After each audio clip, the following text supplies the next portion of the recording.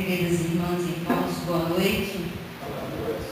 É sempre uma grande alegria a oportunidade de voltarmos a essa casa de oração e trabalho. Desligado. Trazendo sempre um abraço fraterno de todos nós que fazemos parte do Centro Espírita Bezerra de Menezes, do GETEC Bezerra de Menezes, são casas irmãs. A gente faz esse intercâmbio das meninas lá e nós cá, sempre nessa frequência e com essa energia que revitaliza, né? Nos dá força para seguir adiante. E nós estamos aqui mais uma vez dando sequência ao capítulo 5 do Evangelho segundo o Espiritismo, Bem-aventurados os aflitos. Nós estamos agora iniciando o mês de abril e eu já não sei contar quantas foram as palestras que fizemos somente esse ano desse capítulo. Uma grande lição para todos nós, principalmente para nós que falamos.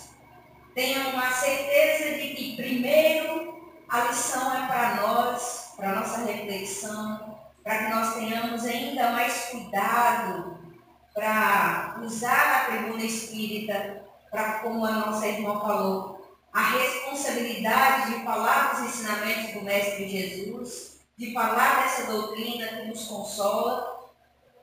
E nesse item em especial, ele nos traz reflexões que são bem plausíveis aos nossos tempos atuais. Porque o que mais nós escutamos falar na vida cotidiana é de desgraças, é de questões que nos trazem infelicidade. Algumas traduções é desgraça real e outras a verdadeira desgraça, o que dá no mesmo sentido.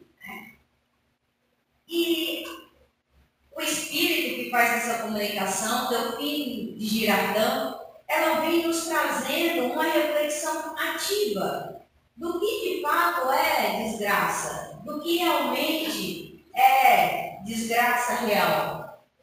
E curiosamente, ela, contemporânea de Kardec, nascida no mesmo ano de Kardec, 1804, desencarnou em 1855 e muito logo, 6 anos depois, ela dá essa comunicação.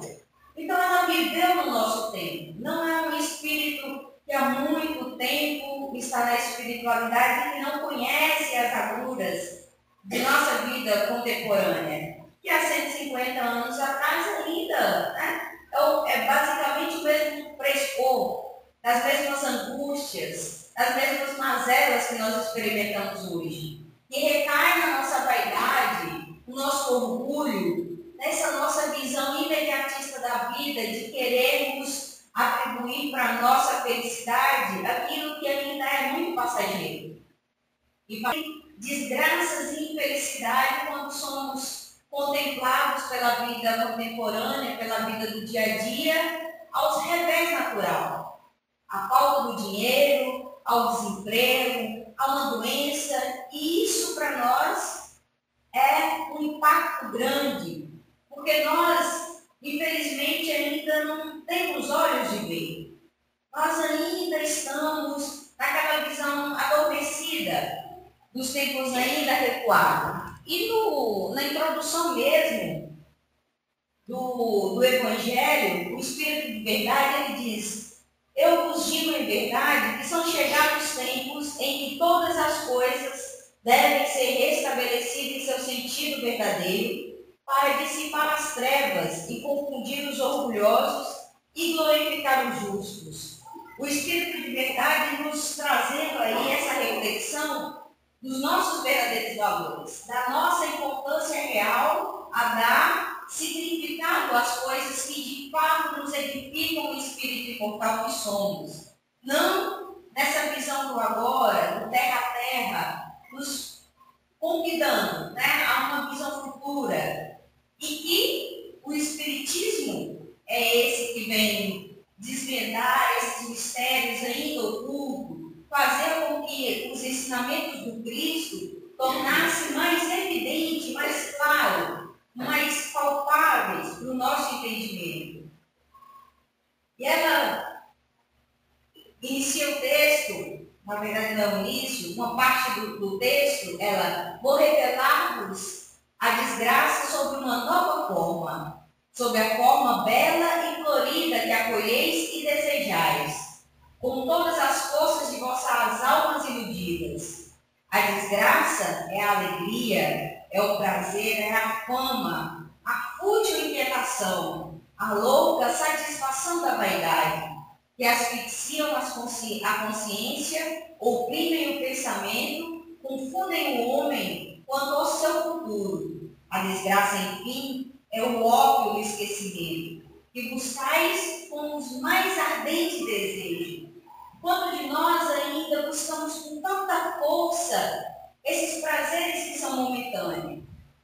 É lícito que busquemos uma qualidade de vida melhor, que tenhamos o cuidado de manter os nossos empregos, porque é parte também da nossa evolução, do nosso crescimento. O que nós não podemos é pautar a nossa existência apenas nas coisas materiais, nas questões que nos traz essa felicidade que pode nos levar muitas vezes à perdição.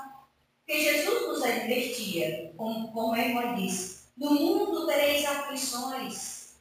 Então nós viveremos aqui momentos de dificuldade, de dor, e para uma criança que está começando a engatinhar, que está começando a andar, o que é comum? Que ela caia, que ela tropece, mas somente com o tropeço, com as quedas, é que ela vai conseguindo, de passo a passo, se erguer. Essa é a nossa trajetória de espírito imortal. Buscar a cada passo, a cada erro, a cada questão que nos inquieta o espírito, que nos traz dor, buscar a nossa felicidade, não de agora, mas da vida futura.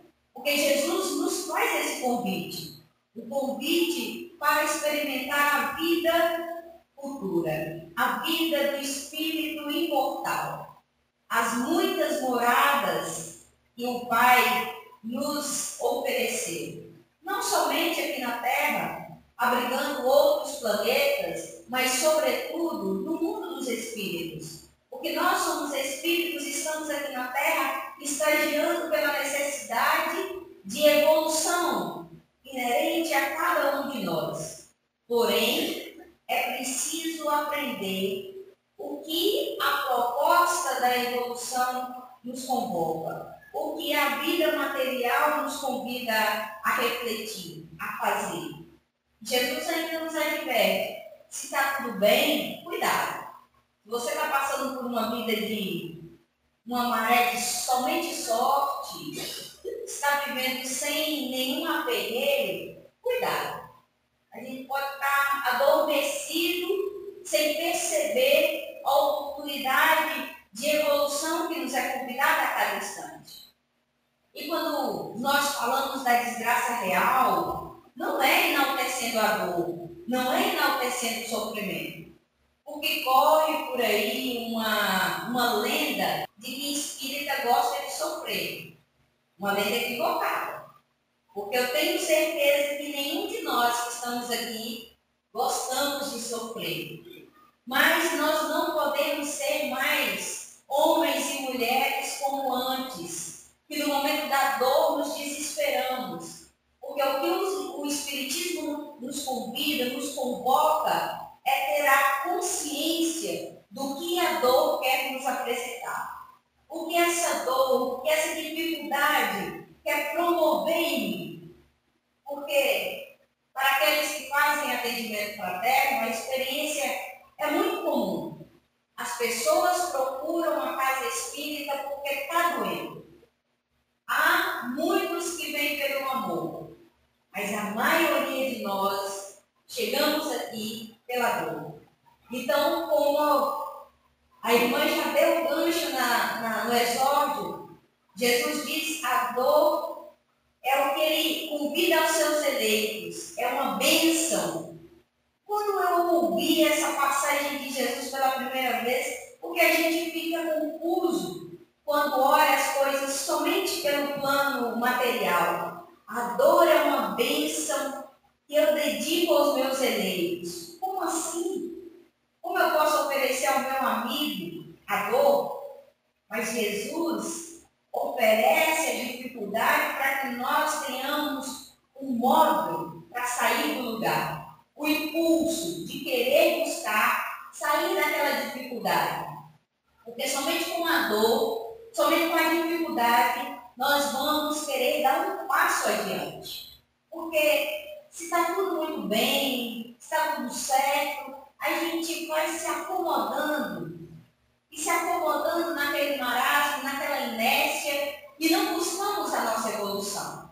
Mas quando a dor nos convida a vir à casa espírita, nós não podemos mais voltar atrás. Porque a doutrina espírita nos convida à reflexão de tudo que nós experimentamos aqui nessa existência. Então nós não podemos ser mais os mesmos. Não podemos ver mais a dor com o olhar apenas do pesar, mas ver a dor como uma oportunidade de refletir, de avaliar, de crescer.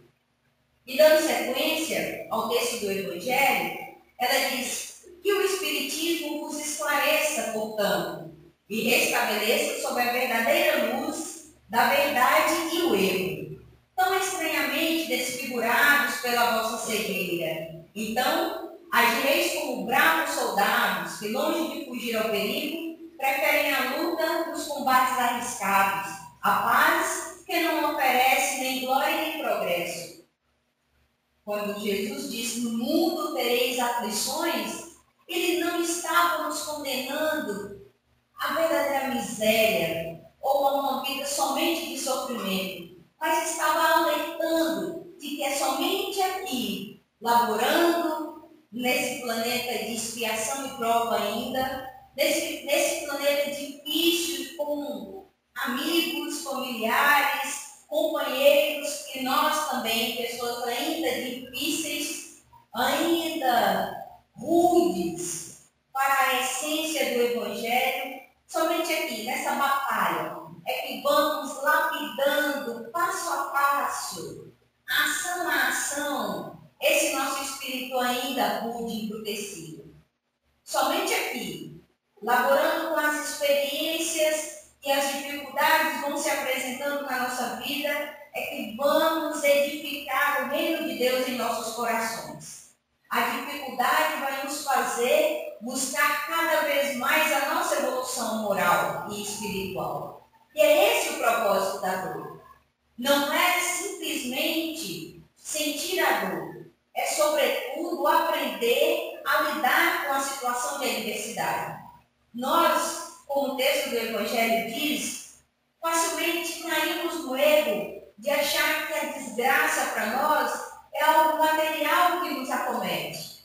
Quando a desgraça, para nós que somos espíritos eternos, está nas questões morais, naquilo que nós, nas dívidas que nós vamos adquirindo, comprometendo existência e inexistência.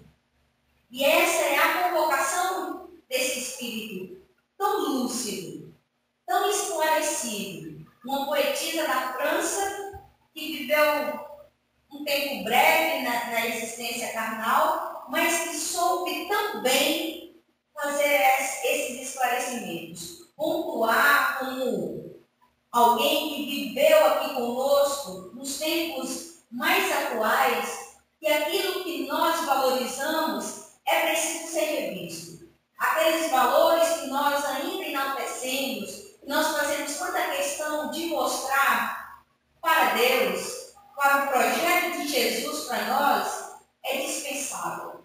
Nós não estamos aqui para ser o melhor ou mais bem-sucedido profissional. Nós estamos aqui para ser, como Kardec mesmo nos esclareceu, o melhor que pudermos. Não melhor do que o outro, mas melhor do que nós mesmos, porque é uma construção individual.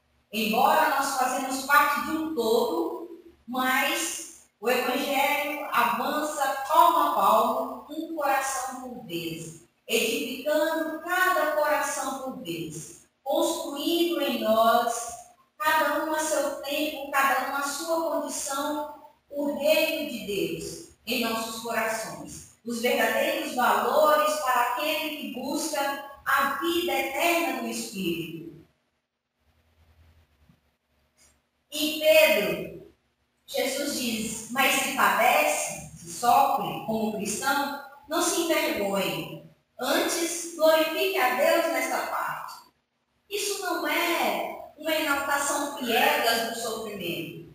Jesus não quer que nós soframos puramente, mas quer nos dar esse consolo de que o sofrimento não é para nós uma fatalidade. O sofrimento é, sobretudo, para nós um educandário necessário. Conforme Haroldo nos diz, é um material pedagógico para nós buscarmos a nossa evolução, o nosso crescimento, a nossa construção espiritual. Edificar de fato aquilo que nos faz espíritos, que um dia seremos anjos, um dia abrigaremos esferas celestes. Será uma construção ou uma transformação imediata? De maneira alguma, porque a natureza não dá saltos. É preciso um passo de cada vez. E quando Jesus nos consola, dizendo, bem-aventurados os aflitos, é para que nós tenhamos essa visão. Não ver as dificuldades ou o sofrimento com uma visão materialista do agora, mas fazendo essa reflexão e nessa visão dos olhares espirituais. Porque se nós formos olhar as dificuldades, as mazelas do mundo, somente com um olhar breve, tudo parece tão injusto. Nós podemos chegar até questionar esse amor infinito de Deus. Se Deus é tão bom, tão justo, por que essa disparidade de vida? Por que alguns sofrem tanto? Por que eu passo por tantas dificuldades enquanto o outro está aí gozando o que é a aparente felicidade? Mas é a verdadeira desgraça. A desgraça real não é perder um ente querido, até porque nós não perdemos porque não possuímos ninguém. A desgraça real não é uma doença grave que nos alcança, maltratando o nosso corpo físico. Não é aquele revés financeiro que nos faz recomeçar lá no início, aquilo que tão arduamente havíamos conquistado. Tudo isso é material pedagógico. Tudo isso é bênção do Criador, para que nós tenhamos as experiências necessárias para valorizarmos o que de fato vai nos acrescentar como espírito. Nada do que nos parece ou nada do que é transitório vai enaltecer o nosso espírito. E saber lidar com isso é o que vai edificar de fato quem somos. Quando nós, diante de uma dificuldade, temos calma e a tranquilidade de lembrar dos ensinamentos e do conselho de Maria, nossa Mãe Santíssima Chico Xavier, quando disse para ele, tudo passa. Isso também passa. Quando no momento de dificuldade, que pode parecer que nada mais faz sentido, que nada mais vai ter solução, lembremos, isso também passa. Porque não há noite escura que não tenha um amanhecer, que não tenha uma luz, não há trevas que vá se manter diante da clareza, da luz, da lucidez. Um outono, um inverno tão severo que resista à primavera. Então não há dor que nos alcance que tenha solução. Há um provérbio que eu não me lembro a origem, mas diz basicamente assim: se o seu problema tem solução, relaxe, seu problema tem solução. Mas se o seu problema não tem solução, relaxa, ele não tem solução. Então não há o que fazer. Aprendamos a nos entregar plenamente nas mãos de Deus. Quando nós temos esse contato estreito com a doutrina espírita, é convidando os nossos corações para essa entrega sem restrição,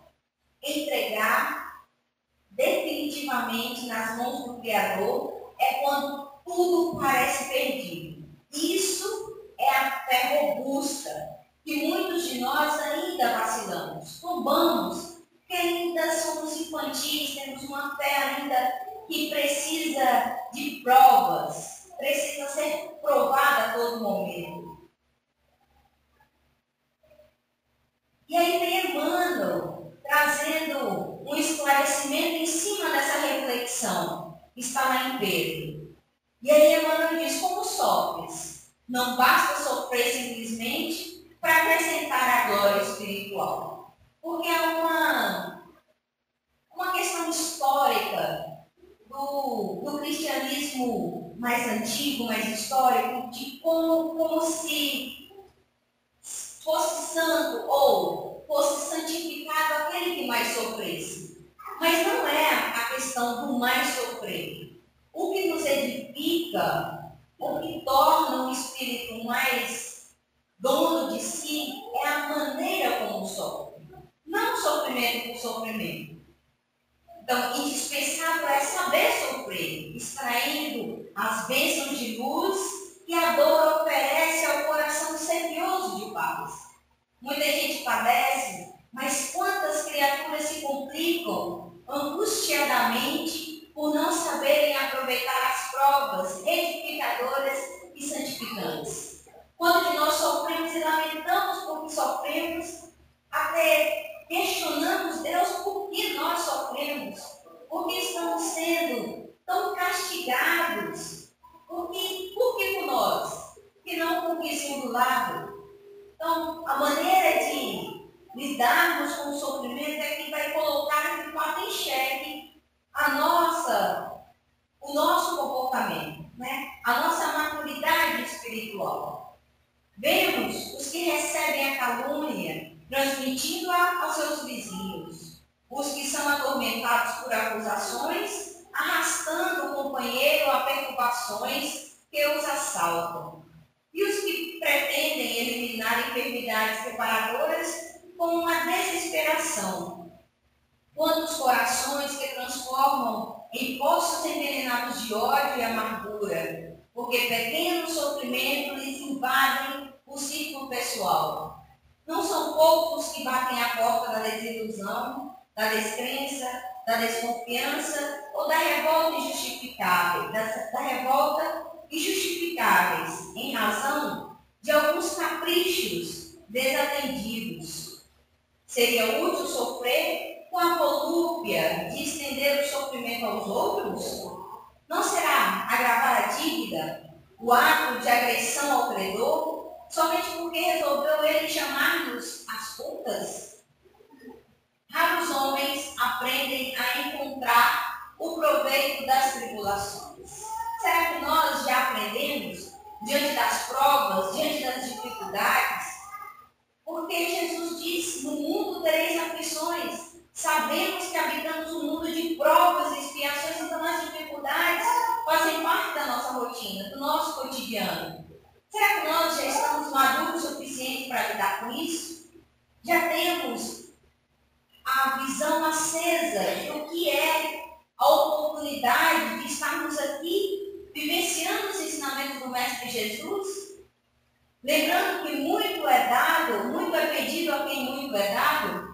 Então, a maioria menospreza a oportunidade de edificação e, sobretudo, agrava os próprios débitos, confundindo o próximo e precipitando companheiros em zonas perturbadoras do caminho evolutivo.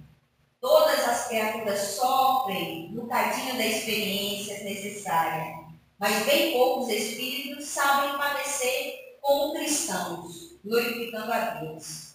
Emmanuel vinha de luz. Nós lembramos que nós temos sempre oportunidades de aproveitar essa bênção que a doutrina espírita nos oferece, do trabalho, do labor que ele dá a cada dia com os ensinamentos do Cristo, colocando em prática. Porque não é só conversação que Jesus nos convocou.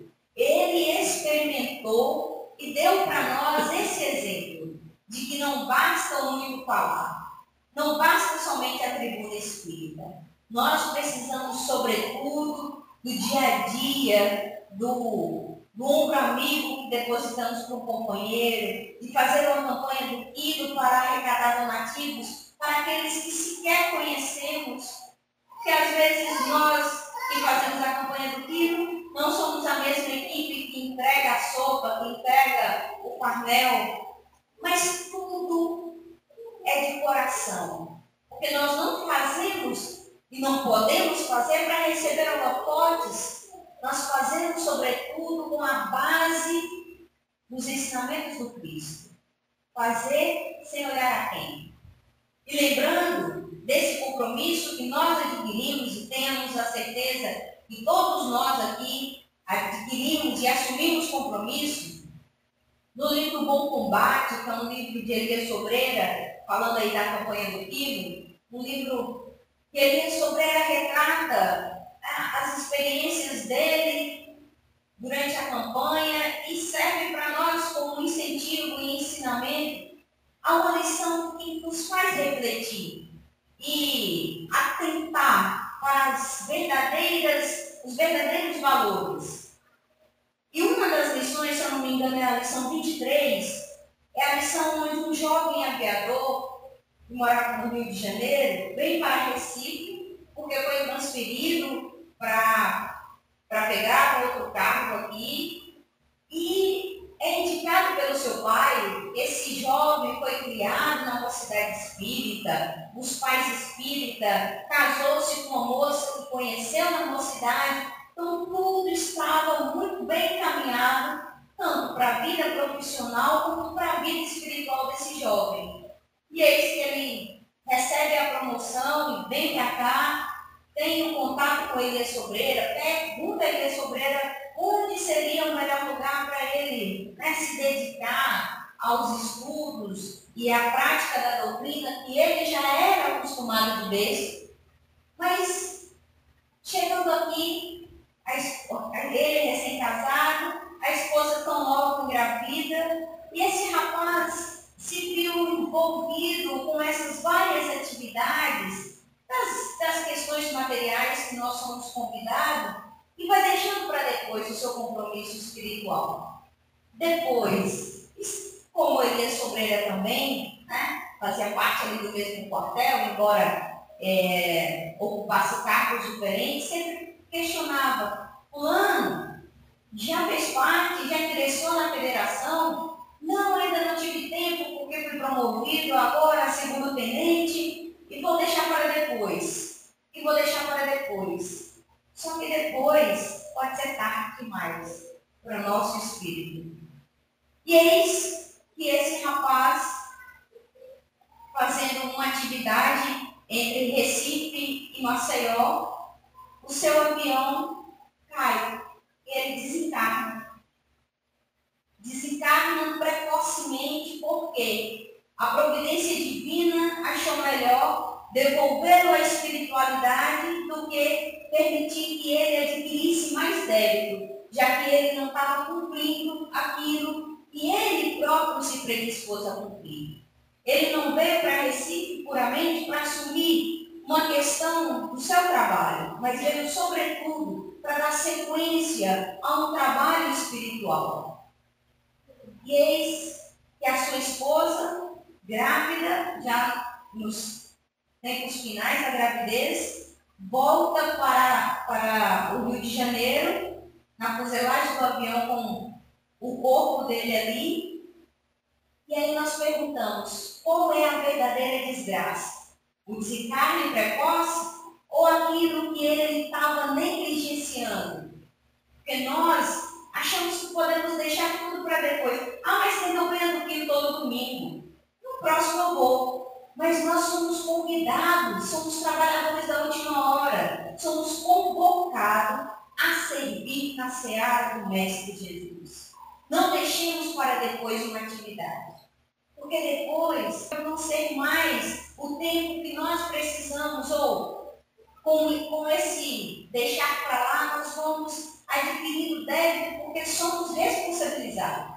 Porque muito cuidado aquele jovem, e muito estava sendo cobrado porque ele estava negligenciando. Então, ato e consequência. Os espíritos superiores orientam-nos para que não olhemos os fatos em si mesmo, mas pelas suas consequências. Não a dificuldade somente pela dificuldade.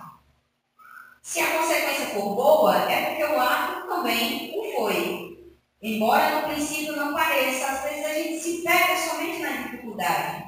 Observe as tempestades que assolam as cidades e os campos. Passando, verificamos que estamos respirando melhor, que houve um saneamento do ar, começamos a ver o lado bom da destruição. Porque há um lado bom para tudo. A vida futura, o Espiritismo esclarece-nos que a vida corpórea é apenas uma passagem por este mundo de provas e expiações. O objetivo é o aperfeiçoamento da alma. Em qualquer de nossas ações, não percamos de vista a vida futura. De acordo com a doutrina espírita, não há céu nem inferno, mas somente o teor daquilo que praticamos. Se bom, teremos as recompensas do bem. Se mal, a recompensa do mal. E a doutrina espírita deixa muito claro tudo isso. Né? E aí vem a verdadeira desgraça. Os espíritos superiores afirmam que a verdadeira desgraça é a alegria, a fama, o prazer, a boa agitação. Como entender? É que essas ações fazem calar a consciência. Rouba-nos o tempo que poderia estar sendo mais bem aproveitado no incremento da nossa evolução espiritual. A infelicidade é o óbvio do esquecimento que reclamamos diariamente. Então, aí a nossa reflexão, a nossa avaliação do que de fato é desgraça. Desgraça é aquilo que nos acontece num momento transitório ou desgraça é aquele débito que adquirimos para o nosso espírito imortal? Então, a desgraça maior. A desgraça maior não é a saudade, nem a perda de um amigo ou de um parente, nem é o cansaço que se faz presente em nosso corpo com o chegar da idade.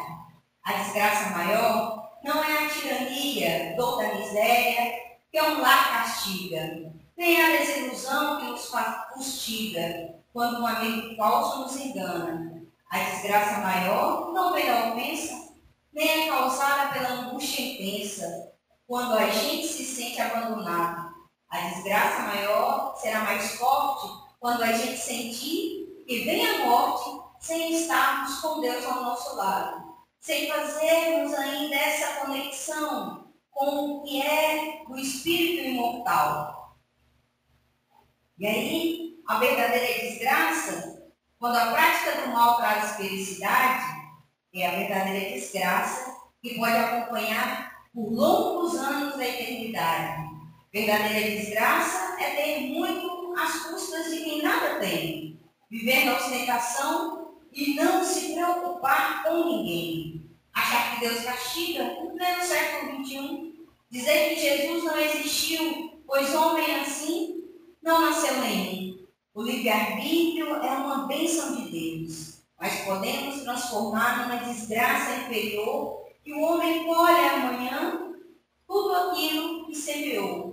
A reflexão que a doutrina espírita nos faz é de reavaliarmos a nossa postura, reavaliarmos os nossos valores. O que vai nos diferenciar não é a quantidade de sofrimento que nós abarcamos, mas é a maneira como nós lidamos com cada um desses revés.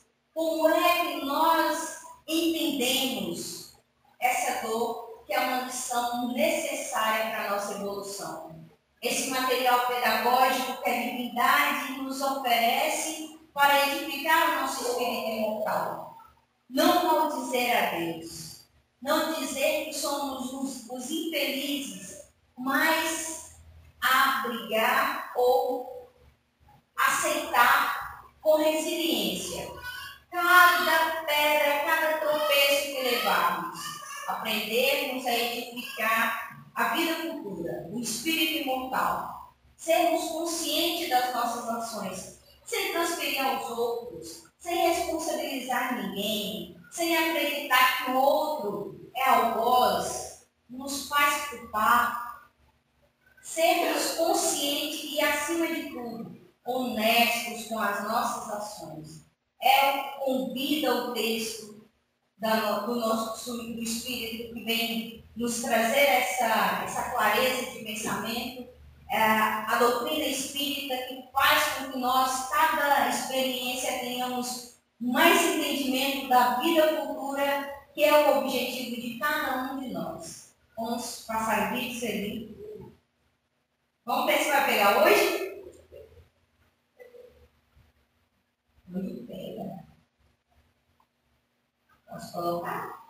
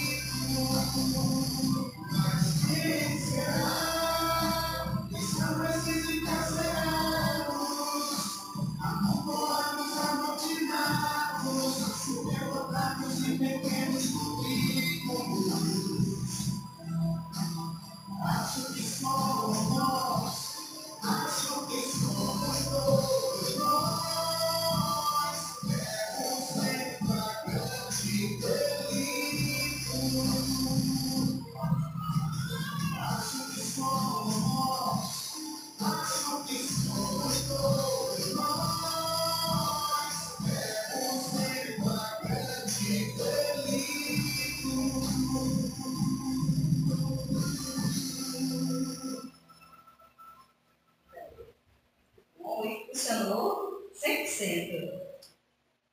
Nós passamos essa reflexão, essa música traz ali de propósito algumas imagens que a princípio nos chocam, que é forte. É para tirarmos da inércia, sairmos da inércia, tirarmos esse olhar de que está tudo bem e que tudo bem não é comigo, não dói comigo, mas nós temos responsabilidade com cada irmão que está conosco nessa grande caminhada. Nós temos responsabilidades e nós assumimos essa responsabilidade para reconhecermos que a verdadeira desgraça é deixar de auxiliar o necessitado, é deixar de dar abrigo, de acolher. Claro que não podemos colocar nos nossos lares, mas dar condições de quem nada tem, a ter o mínimo, ao menos a dignidade de ouvir o irmão que passa por uma situação difícil. Que todos nós continuemos nessa caminhada, rumo ao nosso melhoramento espiritual, reconhecendo que as desgraças desse mundo são passageiras e que nós somos espíritos eternos, condenados à felicidade futura. E Jesus continue nos abençoando, hoje, agora e sempre.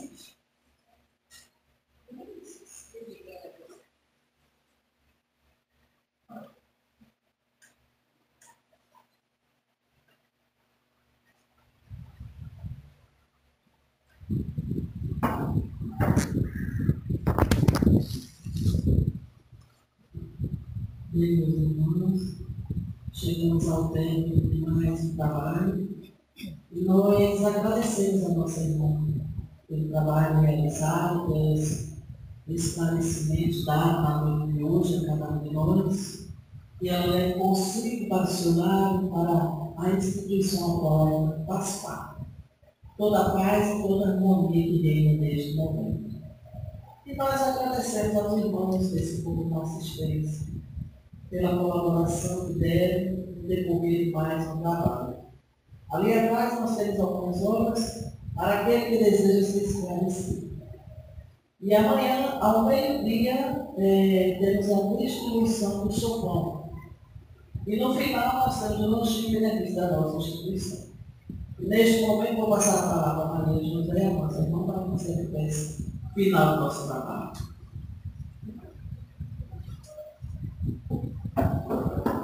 Senhor, nosso Deus, nosso Pai, unidos e reunidos aqui estamos, Senhor, vos agradecer por este banquete espiritual realizado na noite de hoje, trazendo paz, luz e harmonia espiritual para todos nós. O aprendizado maior, meu Pai, no bem e no amor de Cristo. Agradecemos aos nossos irmãos Dr. Gustavo Frederico, nosso Dr. Jorge, toda a sua equipe, por estar junto a cada um de nós na realização desse trabalho. Em benefício de todos nós, encarnados e desencarnados.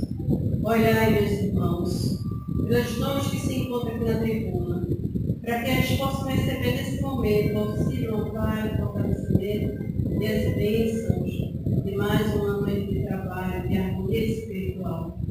E é nessa certeza, é nesse acreditar, é nessa nossa fé, meu Pai, que agradecemos a todos por mais uma realização de trabalho e devolvemos assim a palavra à nossa irmã que dirige o trabalho para que a mesma deve encerrar na ação de divina paz do Mestre Jesus. E rogamos a Deus derramar sobre todos os nomes que se encontram sobre a mesa toda a paz e toda a harmonia. Pedimos neste momento aos nossos irmãos do Gustavo Frederico para encerrar mais um trabalho da noite de hoje, muita paz a Deus.